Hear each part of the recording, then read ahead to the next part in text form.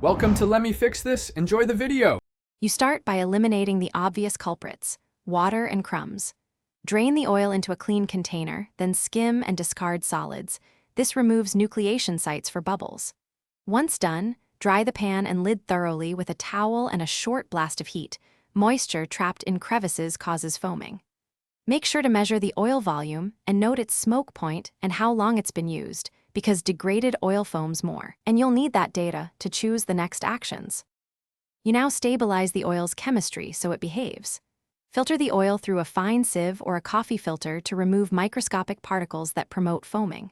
Then, if appropriate for the oil's use, add a tiny amount of salt or a non-reactive adsorbent, about 1 pinch or 1/2 teaspoon, to bind free soaps and polar compounds that trap air. Heat slowly, stirring gently, to just below the smoke point. This expels dissolved gases without overcooking and helps you see whether you finish by cooling and separating. Let the oil settle, then decant the clear top into a clean, airtight container and store at a stable, cool temperature. If foam returns during reheating, repeat the filtering step and test by adding a small amount of fresh oil. That can dilute surface-active impurities.